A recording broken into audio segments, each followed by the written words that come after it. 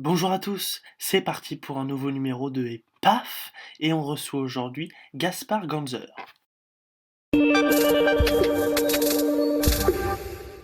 Bonjour à tous, alors on reçoit aujourd'hui Gaspard Ganzer. Merci d'être avec nous, Gaspard, c'est un plaisir de vous Bonjour, recevoir. Alors, merci à vous.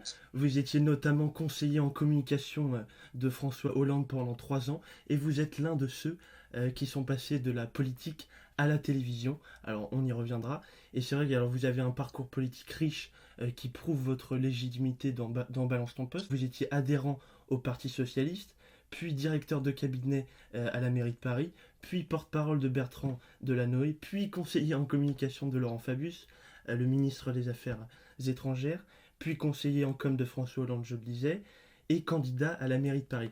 Alors, on a vu toutes ces fonctions. Quelle est la fonction qui vous a le plus plu, laquelle vous avez trouvé la plus enrichissante?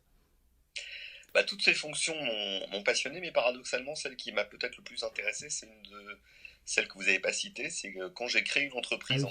en 2017, juste après mon départ de l'Élysée, parce que être entrepreneur, partir de zéro avec une feuille blanche, devoir recruter ses premiers collaborateurs, aller chercher ses premiers clients, trouver des locaux, imaginer un business model, une stratégie, c'est Ouais. certainement ce qui m'a le plus excité depuis que j'ai commencé ma vie professionnelle. Et donc pour en arriver là, vous avez fait Sciences Po, vous avez fait l'ENA, et vous étiez dans la même promo qu'un certain Emmanuel Macron. Alors, Tout à fait. est-ce que vous avez toujours des contacts? Est-ce que vous étiez amis déjà? Ah oui, on était très amis et je crois qu'on le reste, même si on se voit très peu Ouais. aujourd'hui, on échange assez peu de temps en temps par message, sur Telegram, par SMS, mais j'évite de l'embêter tous les jours Ouais. et lui, de son côté, est très occupé, donc on se retrouvera un jour quand il sera plus président de la République parce que ça finira Ouais. par arriver un jour, soit dans un an et demi, soit dans 6 ans et demi. Et est-ce qu'il y a 20 ans, vous pensiez qu'il deviendrait un jour président à l'âge de 38 ans en plus?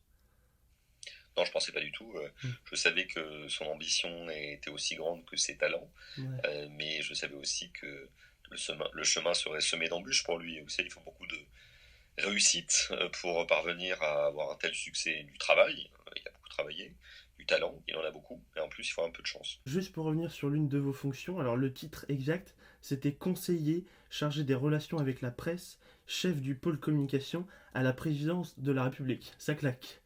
Et alors, les médias avaient un rôle important dans cette fonction. Est-ce que c'était dur de soigner l'image du président Hollande? Parce que vous êtes arrivé juste après l'affaire, on le connaît, de Julie Gaillet avec le scooter et les croissants.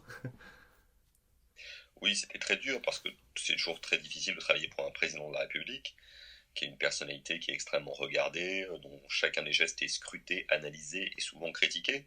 Et ça l'était particulièrement avec François Hollande parce que je suis arrivé en 2014 à un moment où il avait fini depuis longtemps son état de grâce et perdu les élections, la situation économique était difficile, donc toutes les critiques se cristallisaient sur le président de la République, de façon d'ailleurs en général très excessive, et donc j'ai tenté de restaurer son image sans véritablement y parvenir, et surtout de faire face dans les moments difficiles que notre quinquennat a eu à traverser, et notamment les attentats terroristes qui ont été nombreux à partir de 2015. Et donc en juillet dernier, vous quittez la politique, vous rejoignez l'équipe de Balance ton poste avec Cyril Hanouna sur C8.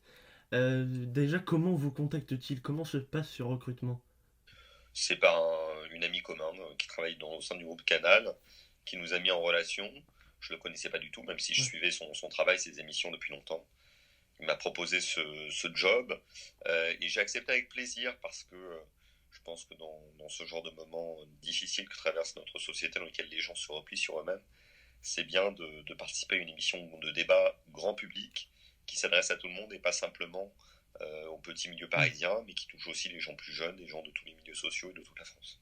Et alors, quel retour vous recevez alors du monde professionnel, mais aussi de votre milieu personnel, parce que vous avez 4 enfants et vous êtes marié. Alors, qu'est-ce que disent votre entourage?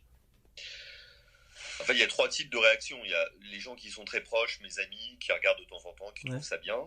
Il y a les gens qui sont plutôt dans le milieu social et professionnel, parce que j'ai créé une nouvelle entreprise de conseil en communication, qui eux ne regardent pas l'émission, ne Ouais. la regardaient pas avant et la regardent pas aujourd'hui, donc ils n'ont pas d'avis sur la question. Parce que moi, dans la journée, j'ai une autre vie qui est une vie d'enseignant à Sciences Po et Ouais. HEC et d'entrepreneurs qui développent une nouvelle entreprise. Et puis après, il y a ceux que je ne connais pas, que je croise de temps en temps dans la Dans la rue, à rue, la ouais. sortie de l'école, des enfants, etc., qui eux me regardent et en général ont des mots d'encouragement très sympathiques parce qu'ils apprécient l'émission. Et alors, vous avez fait une dizaine d'émissions depuis le début. Est-ce qu'il y a des regrets quand même? Parce que l'émission devait être en quotidienne, mais elle est revenue en hebdomadaire. Donc vous avez, en fait, par semaine, vous parlez que quelques minutes. Alors est-ce que c'est pas très rageant? Ah, pas du tout, au contraire, je trouve que c'est la bonne solution d'être passé en hebdomadaire. C'est une émission qui est faite pour être le soir, plutôt en deuxième partie de soirée. Donc on se retrouve tous les jeudis soirs entre 21h et 22h et jusqu'à minuit si ça dure. Je pense que c'est le bon format pour l'émission. Moi, vous savez, je cherche pas du tout à tirer la couverture à moi, je cherche à participer utilement au débat et je le fais le mieux possible. Et ça me va comme ça. Avec l'animateur Cyril Hanouna, tout se passe bien? Bah, c'est quelqu'un d'extrêmement agréable, très accueillant. Donc moi, je suis pas du tout du milieu de la télé, donc Ouais. et pourtant, il m'a vraiment accueilli à bras ouverts, tout comme l'ensemble de l'équipe de production et même les autres chroniqueurs. Et c'est vrai qu'il y a un côté familial dans cette équipe qui est très agréable, et on se sent vite chez soi. Et vous parliez de votre fonction de professeur. Est-ce que vous en parlez également avec vos élèves? Est-ce qu'ils vous en parlent, eux? Ils m'en ont parlé au début, Ouais. parce que ça les a un peu surpris, intéressés en tout cas. Mais aujourd'hui, je crois qu'ils regardent pas tellement l'émission, certains d'entre eux en tout cas.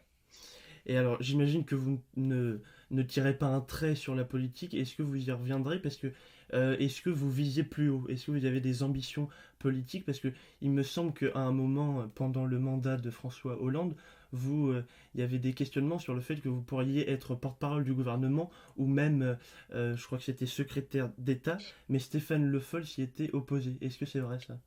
J'ai jamais eu la confirmation de cette rumeur. Hmm. En tout cas, moi, je sais où j'en suis de mon ambition politique. Moi, la seule élection qui m'intéresse, c'est celle de la mairie de Paris. La prochaine a lieu en Dans 2026. 6 ans, ouais. Donc, on a quand même du temps. Ouais. Et je vais utiliser ce temps utile pour enseigner, transmettre, parce que c'est ma passion, participer au débat public d'une autre manière, à travers des émissions, des livres, des articles, et puis développer l'entreprise, parce que dans la période actuelle, je pense que c'est utile de créer de la valeur et de créer de l'emploi. Une question que je suis sûr on ne vous a pas souvent posée. Vous avez une autre casquette, c'est celle d'acteur, puisque en matière de fiction, on a pu vous voir dans la comédie Le Poulain en 2018. Je crois qu'il y avait Alexandra Lamy qui jouait dedans. Alors est-ce que cette expérience qui est tout autre, même si peut-être qu'en politique il y a aussi un jeu d'acteur qui est effectué, est-ce que ça vous a plu et est-ce que l'expérience pourrait être renouvelée? Ah, j'ai adoré ça. Ça m'est tombé dessus totalement par hasard, Ouais. grâce à l'intervention de Mathieu Sapin, qui est un auteur de BD qui sort justement là récemment, ces jours-ci, une BD qui s'appelle Comédie française, qui est très intéressante. Moi, je rêverais de refaire un film. Je me prends pas Ouais. pour un acteur, je peux faire de Ouais. carrière cinématographique, mais c'est certainement une des choses qui m'a le plus amusé. Donc, si j'ai l'occasion de le refaire, je le ferai avec plaisir.